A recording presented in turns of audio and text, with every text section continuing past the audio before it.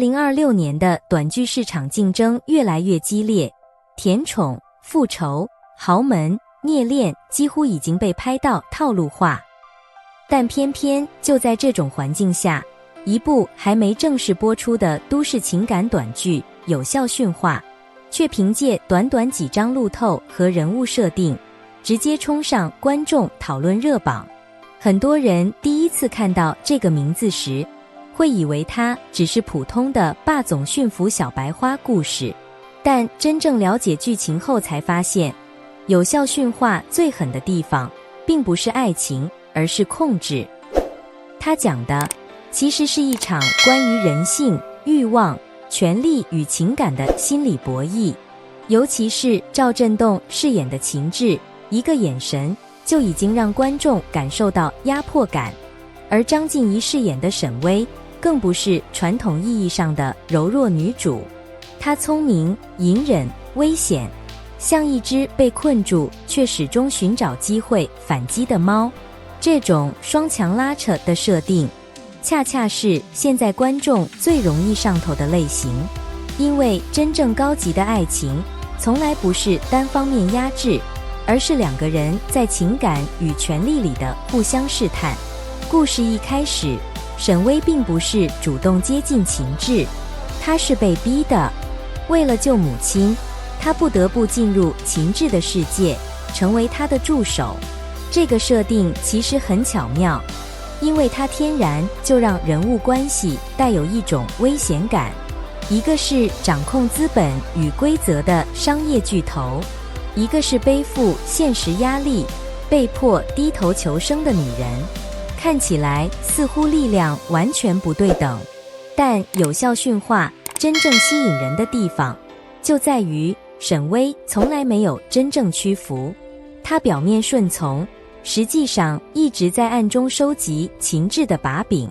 他不是等待被拯救的人，他一直在寻找反击的机会。这也是为什么很多观众会觉得这部剧有一种成年人恋爱的高级感，因为它不再是简单的误会、吃醋、第三者插足，而是我明知道你危险，却还是一步步靠近你。我知道你在利用我，但我也在利用你。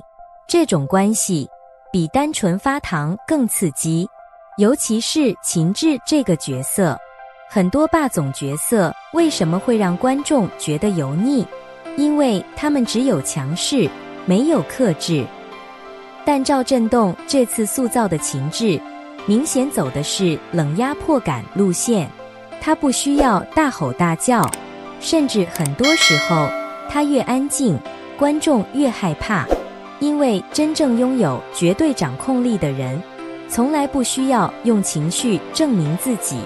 这一点其实从很多路透里已经能感受到，尤其是他看沈巍时那种眼神，不是简单的喜欢，而是一种我知道你在骗我，但我允许你继续演。这种微妙的压迫感，恰恰最容易让观众代入。为什么很多人会说赵振栋一个眼神就能让人腿软？因为他演的不是浮于表面的霸道，而是一种心理控制。他会刻意放慢语速，会长时间盯着对方不说话，会在情绪爆发前突然安静。这些细节其实都是典型的情绪掌控型角色的微表情设计。而真正可怕的是，观众明知道危险，却还是会被吸引。因为秦志并不是纯粹意义上的恶人，他只是习惯了控制一切。直到沈巍出现，他像一颗钉子，第一次刺破了秦志建立多年的秩序感。所以你会发现，有效驯化里的驯化并不是单方面的，不是霸总驯服女主，而是两个人互相改变。秦志在学会失控，沈巍在学会反击，而真正把剧情推向危险边缘的人，则是张宏明饰演的周明月。很多观众看到这个角色设定时，第一反应是经典男二，但实际上，周明月并不是传统意义上的深情备胎，他更像是一把刀，是专门用来撕裂秦志与沈巍关系的存在。他的回归让沈巍第一次真正产生逃离的念头，因为周明月代表的是另一种人生，自由、失控、欲望。如果说秦志给沈巍的是压迫式安全感，那么周明月带来的则是危险式诱惑，而观众最容易沉迷的恰恰就是这种三角关系里的心理拉扯。因为没有真正的好人与坏人，每个人都有自己的立场，也都有自己的执念，这也是有效驯化和很多短剧最大的不同。它没有刻意制造低级狗血，没有无脑误会，没有姐妹互撕，它更像一场高级情感博弈，谁先动心，谁就先失控，谁先暴露弱点，谁就会输。而这种压迫感极强的情绪推进，其实特别适合短剧节奏。现在很多观众已经没有耐心看传统长剧的慢热铺垫，他们更喜欢第一集就有冲突，第3集开始拉扯，第5集情绪爆发。而有效驯化显然深知这一点，所以它的剧情节奏会非常快，人物关系也会不断反转。今天你以为沈巍被压制，明天可能就是他反手布局。今天秦志还在掌控全局，下一秒可能就因为沈巍一句话失控。这种情绪上的反差会让观众持续上头。除此之外，这部剧的服化道也明显走的是精品路线。从目前曝光的画面来看，整体色调偏冷感都市风，大量灰黑色系西装，高级感办公室场景，夜色灯光下的人物对峙，都让整部剧带着一种危险爱情的电影氛围。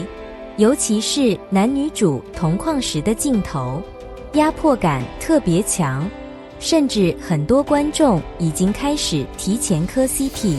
而最关键的是，赵振栋和张婧仪已经是第4次合作，这种长期合作带来的默契，其实观众是能感受到的。很多 CP 感并不是单纯靠亲密戏制造，而是两个人站在那里，你就会觉得他们之间有故事。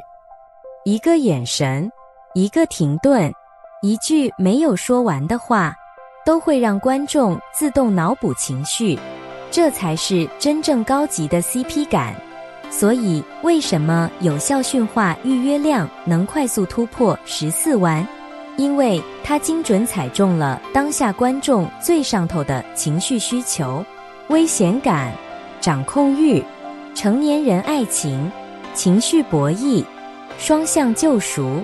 尤其是在短剧越来越同质化的今天，这种带有心理战制感的都市情感剧反而更容易杀出重围。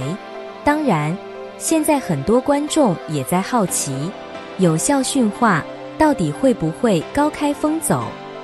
因为这种强设定剧最怕后期剧情崩塌，一旦人物逻辑失衡，或者强行工业糖精，就会迅速失去吸引力。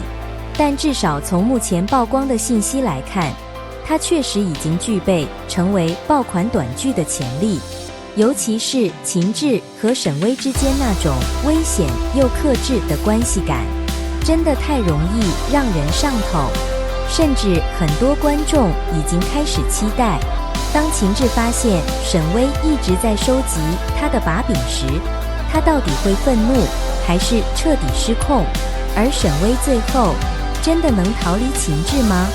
还是说他早就在这场情感博弈里慢慢爱上了那个最危险的人？也许有效驯化真正想讲的从来不是谁驯服谁，而是两个习惯伪装的人如何在互相试探中暴露最真实的自己。那么问题来了，如果